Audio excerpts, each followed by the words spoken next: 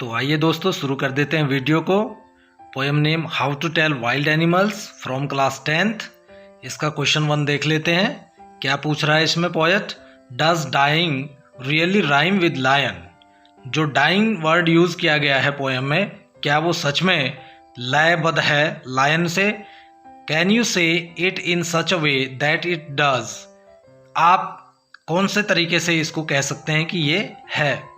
तो इसका आंसर आपको इस प्रकार से लिखना है, no, dying does not rhyme with lion. Dying word lion से बिल्कुल भी मैच नहीं करता। It is for this reason that the poet has used dine.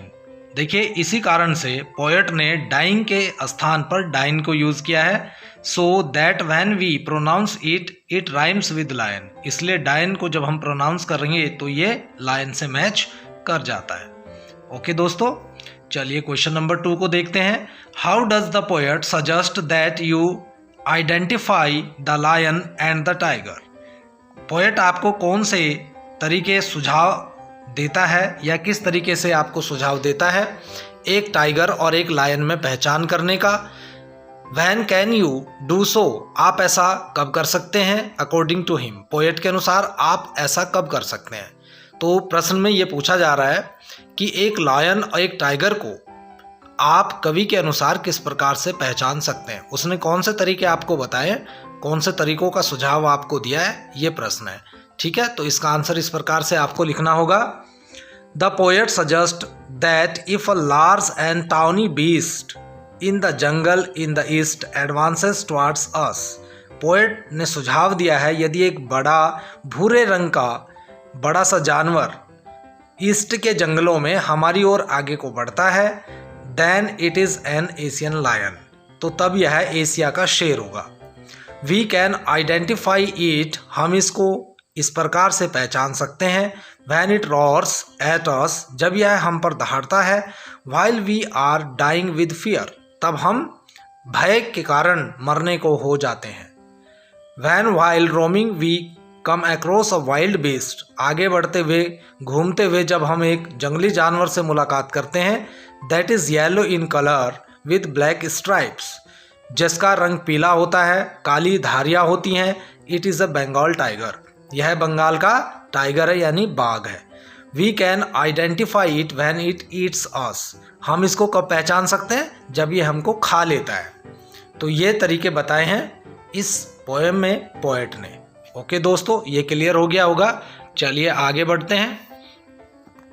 Question 3, do you think that words left and left in the third stanza are spelled correctly? आपको क्या लगता है कि लेफ्ट और लेफ्ट वर्ड जो third stanza में use किए गए हैं उनको ठीक से स्पेल किया गया है, यानी उनकी स्पेलिंग सही है? Why does the poet spell them like this? कवि उनको इस प्रकार से क्यों स्पेल कर रहा है, यानी उनकी स्पेलिंग इस प्रकार से क्यों लिख रहा है? तो इसका आंसर इस प्रकार से है, no, the words left and left are spelled incorrectly. यहाँ पर जो शब्द लेफ्ट और लेफ्ट यूज किए गए हैं ये इनकरेक्टली स्पेल्ड किए गए हैं। Their correct spellings are left and left. देखिए, दोनों की जो स्पेलिंग है वो इसमें इस प्रकार से है, ए उसने छोड़ा हुआ है वहाँ पर, ठीक है ना, रेस्पेक्टिवली, यानी आपको इस प्रकार से यूज करना है। The poet has spelled them like this in order to maintain the rhyme of. देखिए, जो पोएम की लय है उसको मेंटेन करने के लिए, ठीक है ना, ऑफ द पोएम, पोएम की जो राइम है, लय है, उसको मेंटेन करने के लिए पोएट ने इस प्रकार से इसको यूज किया है। व्हेन स्पेल्ड दिस वे, जब इस प्रकार से इनको स्पेल किया गया है। They rhyme with the first part of leopard thus giving emphasis to leopard in such line. तो देखिए, वो किसका पार्ट है? लेपर्ड जो है ना, उससे लय करने के लिए यूज किया गया है और वो एम्फेसिस करते हैं किसको? लेपर्ड को, इन पंक्तियों में। ओके, चलिए आगे बढ़ते हैं। Question number 4, look at the line a novice might nonplus. A novice might nonplus, यानी एक नौसिखिया कंफ्यूज हो सकता है। How would you write this correctly? आप इसको करेक्टली कैसे लिखेंगे?